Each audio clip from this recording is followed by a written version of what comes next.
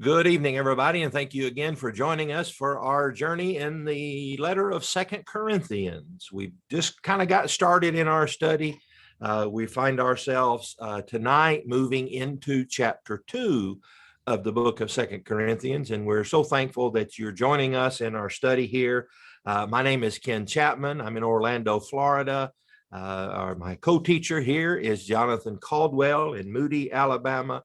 And we've been enjoying our study together, and I hope that you've been enjoying it as well. Jonathan, how are you tonight? And are you ready to jump into our text? I am. I'm enjoying this study. First time I've ever studied through 2 Corinthians in depth. And so I'm really enjoying that and looking forward to continuing this with you. Yeah, it's an interesting letter. It's a lot about Paul's own work as an evangelist and as an apostle. It's about his relationship to the church at Corinth. And so there's a lot of lessons, I think, for preachers, but also lessons in kind of interpersonal relationships between Christians, especially when things are wrong and corrections have to be made. How do we view that on both ends of the spectrum? And so our text for tonight, as we said, kind of transition. It's an awkward transition because it's an awkward chapter break here. 2 Corinthians chapter 1. The paragraph begins in verse 23 and then goes into chapter 2, verse 11. And so let's just jump right into the text. And we've broken the text into two sections here. The first one, chapter 1, 23, verse through chapter 2, verse 4. And Jonathan, I'll ask you to start us off by reading our text. All right, 2 Corinthians 1, beginning at verse 23. But I call God to witness against me. It was to spare you that I refrained from coming again to Corinth. Not that we lord it over your faith, but we work with you for your joy, for you stand firm in your faith. For I made up my mind not to make another painful visit to you. For if I cause you pain, who is there to make me glad but the one whom I have pained? And I wrote as I did, so that when I came, I might not suffer pain from those who should have made me rejoice. For I felt sure of all of you, that my joy would be the joy of you all. For I wrote to you out of much affliction and anguish of heart, and with many tears, not to cause you pain, but to let you know the abundant love that I have for you. Okay, some of the epistles, we think about the 2-volume epistles that we have in the New Testament. I would say that 1st and 2nd Corinthians kind of stands apart in the sense that they cannot stand alone. You know, sometimes you get 1 Thessalonians, 2 Thessalonians, 1 John, 2 John. There's certainly some correlating material in there, but 1 Corinthians and 2 Corinthians have to be taken together as a package, because 2 Corinthians is not just another letter that he wrote to the same church. It is an intentional follow-up to that letter and to the material and the reaction of the material contained in that first letter. And so he writes this first letter, 1 Corinthians, that sets in order and really just kind of goes through page by page, problem after problem that they needed to correct. And it seems that the church at Corinth had a dual response.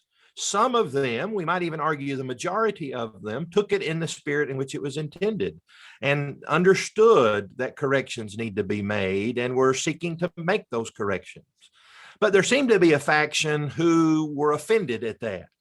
And then, as often is the case, rather than attacking the message, they attacked the messenger. And so Paul in 2 Corinthians is dealing with that, with really both aspects, thankful that they had made the corrections, but also dealing with this faction who were offended by that attempt at correction.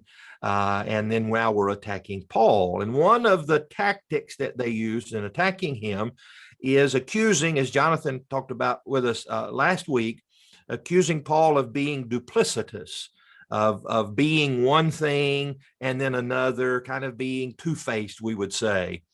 In regard to the way he approached them, and even using the fact that Paul had not made a planned visit to them as an accusation. And so Paul kind of is setting the record straight. And so he says in strong language, I call God to witness against me. Whether that's an oath or just simply saying, God knows I'm saying the truth here, he uses very strong language in defense of himself in saying, yes, I did not come see you, but here's why. It wasn't because I'm two-faced. It wasn't because I was afraid to be bold in your presence. It's because I wanted to spare you. It needed some time. And you can think about it. You've had some relationships like that, and maybe some conflicts like that where it maybe wasn't best to speak to that person right now. We needed some time and wait and maybe some correction here. And so Paul says, yes, what he talked about earlier, verses 15, 16, and 17. Yes, I didn't come to you, but here's why. It was for your benefit. It was to spare you. Jonathan? I doubt that's what they would have expected to hear. I'm willing to bet that they were expecting some, oh, I got tied up over here, I got sick, or something along these lines. And he comes at him really with like this positive negative hit. He's almost playing good cop and bad cop at the same time. As he says, it was really to spare you, which means that he might have knocked some heads together, but also because because he does love them. He does want what's best for them. And so I doubt that's what they expected to hear. And so he has a good platform to work from here as he maybe catches them off guard a little bit. Yeah. And I think this is an answer to verse 17. He had asked the question in verse 17 of chapter 1, was I vacillating when I wanted to do this? Do I make my plans according to the flesh, ready to say yes, yes, and no, no at the same time? Now, that may have been some of the accusations that were being hurled at Paul. And so he asked that question in verse 17, were there negative reasons why I didn't do that? And then he answers his own question by saying, no, here's why I didn't do that. It was to spare you. And he said, it was to spare you that I refrained from coming again to Corinth, not that we lord it over your faith, but we work with you for your joy, for you stand firm in the faith. I take that to mean, at least in part, of Paul saying, okay, I wrote that letter, that harsh letter, 1 Corinthians, and now it was really the best approach was to wait and see if you would make those corrections yourself, rather than me writing that letter and then following that up with an immediate in-person visit to, as Jonathan said, knock some heads together and fix. It was best for you to fix it. I did what I did by inspiration. And so now, rather than lording it over your faith and coming in there and forcing you to make these corrections, it was best to wait and let you read the letter, absorb the letter, work at making these corrections on your own, because here is the goal. The goal was, we work with you for your joy, for you stand firm in your faith. That was the purpose of that letter. That was the purpose for any visit. And even Paul says for a non-visit, is so that you might stand firm in your faith. Now, we're going to step out of the box a little bit as we go through here, because much of this, I think, is great lessons for preachers. And here's a lesson for a preacher, for an elder, for anyone who's serving Lord's people, is here's the motivation. Here's why we should be doing what we're doing. And Paul says, here's why I did this. Here's why I did that. Here's why I didn't do that. It was for your joy, that you might stand firm in their faith. There's kind of a gut check for those of us who are preaching, serving as elders or whatever. Make sure that's your motivation for everything you do, and even for the things you might not do, that it might be good for people's faith. Jonathan, you have anything to add? I do. Paul tells Timothy in the first part of the epistle to him that the aim of our call is love. And so kind of gets at the heart of that as well. But then I'm also thinking the way you worded it struck me, that Paul's going to step back and let them work at it. It always means more when you have to do it yourself. when you have to work through the difficulties, as opposed to mom or dad or somebody coming in and taking care of it. In paying off debt, it means more when you've hunkered down and done all this extra work to pay it off, as opposed to someone writing you a check and saying, here you go. And so Paul's going to let them work with that a little bit. By the way, if anybody wants to do that, feel free. We'll give it a shot and see if it means anything. But I like the way you said that, and it makes sense what Paul is doing. Let them work it out themselves and see if it doesn't mean more when they come out the other side, as they work through all of this together. It's almost unavoidable in this letter, in these sections, to keep from making that parent-child analogy like you did there, Jonathan, because that's kind of the relationship here. And that's a good point. I can picture a parent, and maybe if I'm honest, this was me sometimes, giving my kids instructions. Here's how you need to do it. Here's how you need to do it. And then about 3 seconds later, me going, just let me do it here, getting frustrated. And Paul is saying, I didn't want to do that. Right. I gave you the instructions. It was time to step back and let you correct those things, and maybe step back and see if you were going to correct those things. And so he says, for I made up my mind. Again, this was intentional on my part. It wasn't because I'm two-faced, because I'm vacillating, because I'm weak. I made up my mind not to make another painful visit to you. Now, there's a lot of debate about this another painful visit, and you might go back to our first video in this series, or Jonathan went through that Corinthian correspondence, and many people think that there was a trip between the Acts 18 trip where the church was established and the book of 2 Corinthians, that Paul made another physical trip there that was called the painful visit. And that's possible, and I don't have a problem with that. The book of Acts doesn't record that, but that doesn't mean that it didn't happen. But there's another way, I think, to interpret or to translate this verse.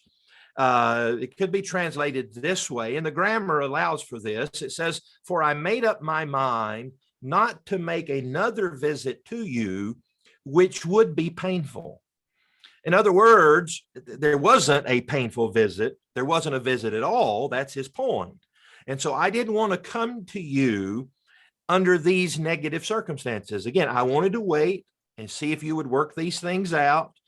And then when I came to you, it would be a pleasant visit rather than a painful one. And so I think that's maybe the idea of what he is saying here, although we cannot rule out another visit that was painful in there. But it seems to me that if Paul had made a physical trip to Corinth that could be termed as a painful visit, that kind of destroys the argument that some were making that he's weak in the flesh and he's weak in person. Well, if he had that painful visit, why were they saying that? And so it seems to me that this is the best way maybe to translate or to interpret this particular sentence. I would agree with that as well. When Luke changes into the travel diary, really the itineraries, he gets pretty specific with his stops, even if he's just barely there. And so while I'm not claiming that the Holy Spirit had to do something specific and mentioning something, it seems like with the relationship with the Corinthians that he would have mentioned that.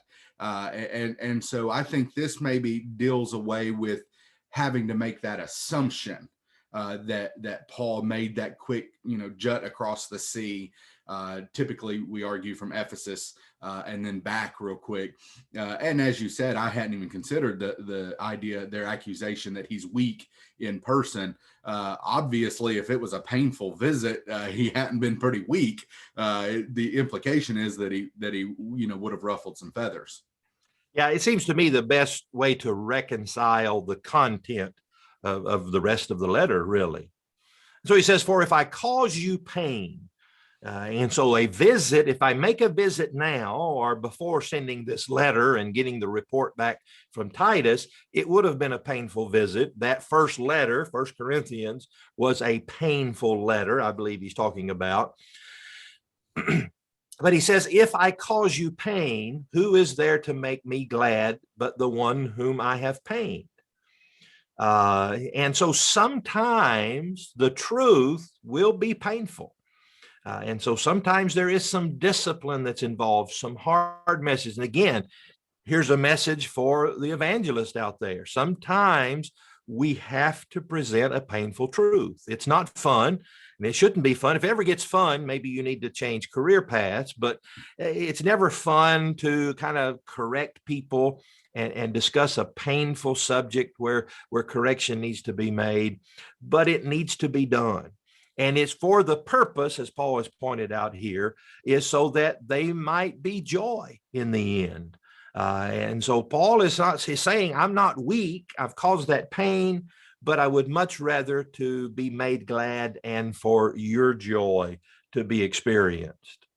And so now he's going to talk about his writings, talks about a visit. Now he talks about his writings that caused pain. And he says, and I wrote as I did, so that when I came, I might not suffer pain from those who should have made me rejoice, for I felt sure of all of you that my joy would be the joy of you all.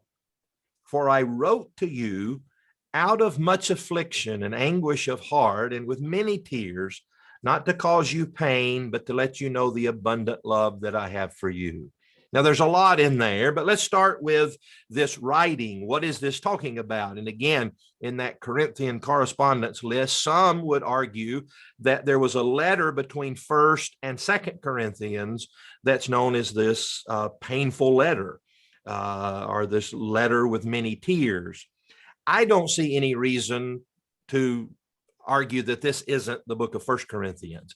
I think it checks all the boxes of 1 Corinthians.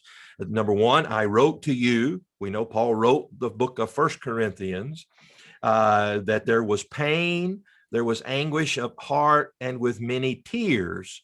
My argument would be, is go back and read 1 Corinthians and see if that's not descriptive of that letter.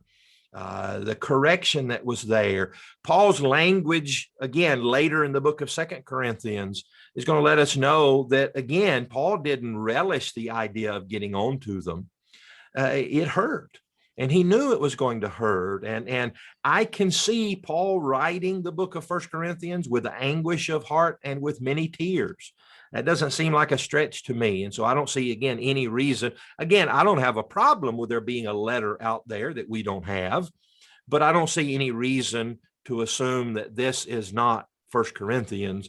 And how could you not say that 1 Corinthians was painful, that it was with anguish of heart, affliction, and many tears? It seems like to me it checks every one of those boxes. Jonathan? There's some argument, and I don't want to open too big a can of worms here, that 1 Corinthians 10 through 13, or 2 Corinthians 10 through 13 is a separate letter. And some have argued that maybe this is what he's referencing here. And we'll see that when we finish up 2 Corinthians 9 and move into the next section, that Paul changes tones. And so maybe there is some validity to that view. However, there's no textual evidence of that. That's not like 2 Corinthians 10 through 13 has been floating around by itself in the manuscripts or anything. This is just people trying to piece together what's happening here. And as you've clearly stated, I see no reason to think of this as anything other than 1 Corinthians, as he berates them and rebukes them and corrects them. And that could not have been an easy letter for him to write, for them to receive. And so I see no reason to see that as anything other than 1 Corinthians. Yeah, I think sometimes we make things much harder than they need to be. Just take things at face value. The most obvious answer is usually the answer.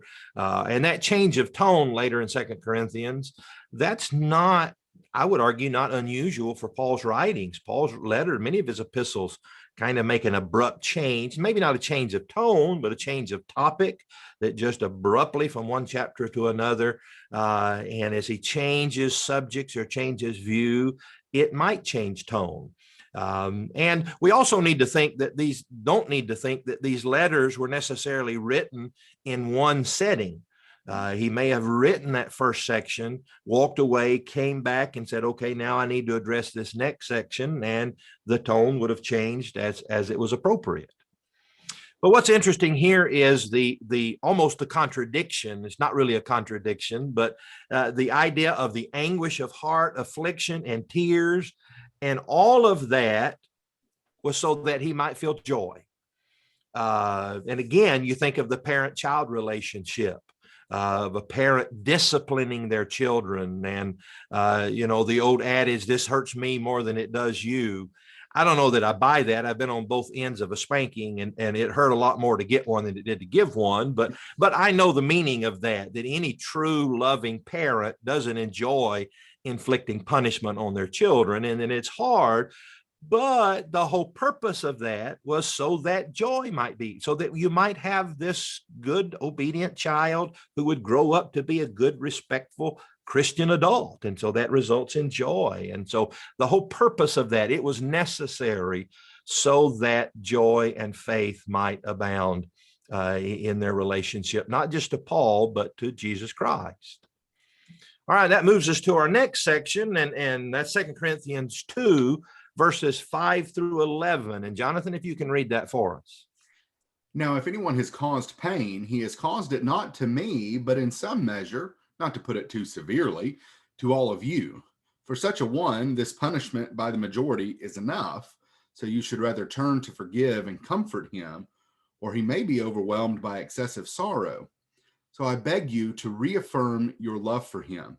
For this is why I wrote, that I might test you and know whether you are obedient in everything.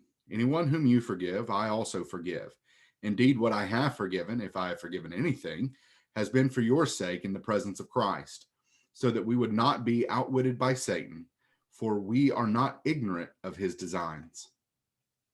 Okay, the first question that pops into this section is, who is this anyone? If anyone has caused pain, and that he has caused it to all of you, who is that anyone? Now, the two most frequent answers that are given to that is the anyone is the fornicator, the offender in 1 Corinthians chapter 5. And you might pause the video now and go back and read 1 Corinthians 5, that first few verses at least, where Paul gives them instructions of the discipline that they are to enact among that one who had his father's wife. The other common response that is given to who this anyone who's caused pain is maybe one of the faction there at Corinth who were criticizing Paul as a messenger. It seems to me that the needle leans toward the first choice, that this is the man of 1 Corinthians chapter 5. If it's one of Paul's accusers, he seems to be saying, okay, y'all have corrected that, let up on him. But now later in the book, Paul's going to be talking about that. And so that seems to me that doesn't really fit as much as it might fit the offender of 1 Corinthians chapter 5. And so in the first letter, they had been proud. There was inaction in regard to this fornicator. He tells them what to do to correct the situation, deliver him to Satan that the spirit might be saved. And so it appears, if our interpretation of this section is correct, they had done that, and he had made amends or attempted to make amends to repent of that sin. And so now Paul is saying the discipline worked, now accept him back. And so he says he has caused pain, but he's caused it to all of you. Now that language there might make us lead us to the conclusion that the members at Corinth were afraid to accept him back, fearing Paul's reaction. No, well, yeah, we'd like to let you back, but man, Paul got us told last time, and we don't want to be on Paul's bad side. And so because of Paul, we don't want to let you back. And Paul is saying, no, wait a minute. First of all, he's caused the pain to you, not directly to me. And your punishment has been severe. It's worked. And so now you need to turn and forgive and comfort him. And there's so many lessons. There's a whole sermon here, isn't there, in church discipline and the purpose of church discipline.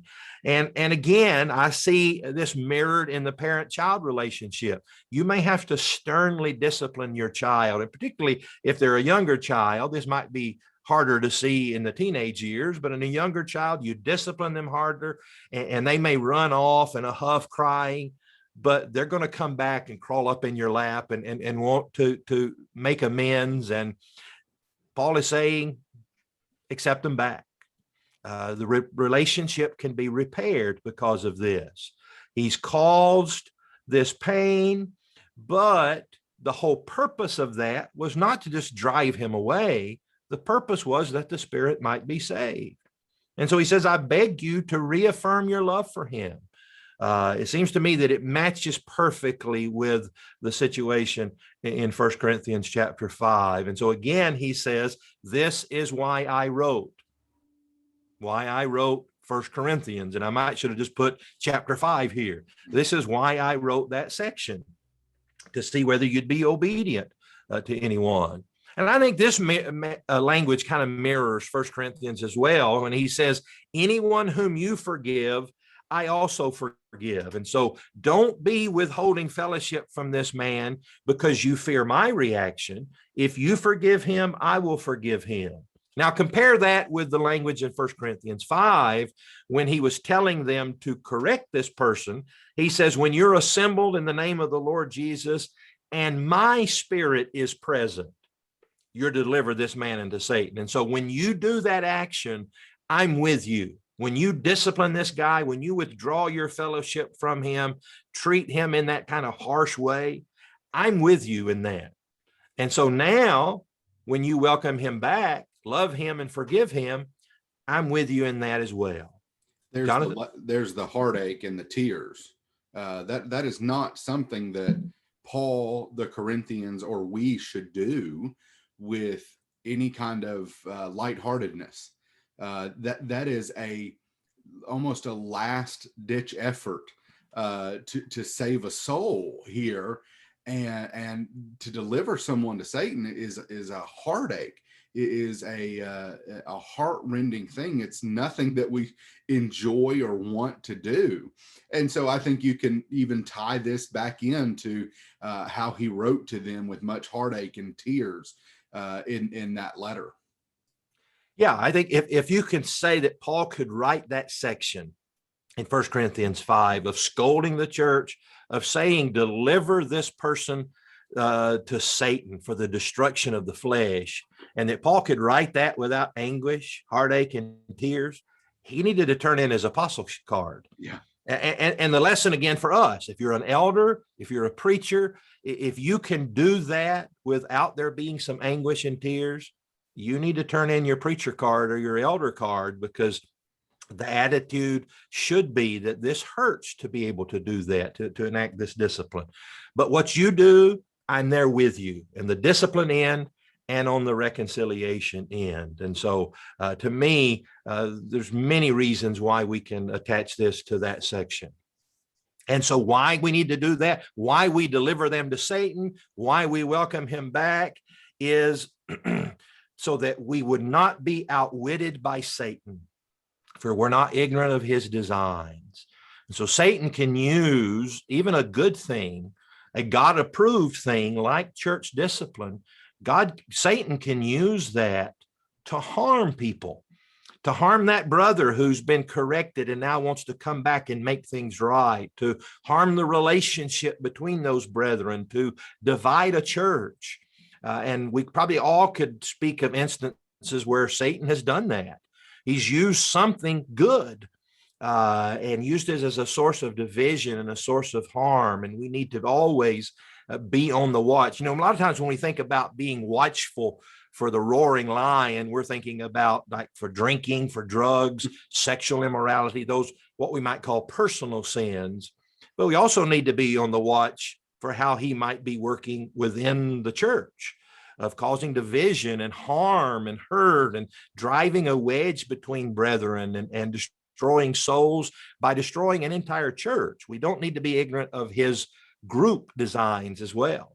you could probably argue that he's already mentioned one of those things in this text when he talks about that excessive sorrow. Or have you don't want to push this man to despair, to maybe even depression, or to the sorrow that he's going to talk about over in chapter 7, that worldly sorrow. So yeah, I like this warning here that Satan can take even a good thing and use it against us. Yeah, again, I think about the warnings of parental discipline. You remember the language of Paul in telling fathers, the language there to not frustrate your children in that regard, in regard to discipline, I think. And that's the warning here. That Satan can use those tactics, and the discipline was for a purpose. It's achieved that purpose. Let's not let it drive. So we need to enact discipline, but we need to be very careful and loving when we do that. In fact, every time, whether it's parental discipline or church discipline, we need to pause and say, am I doing this in love? All right, that's our text for tonight. We hope that you've enjoyed our study in the book of 2 Corinthians. We will look forward to seeing you next Monday night when we'll pick up right there in 2 Corinthians chapter 2 and verse 12. And Jonathan will guide us through that study. And we'll see you next Monday night at 6:30. Thanks again.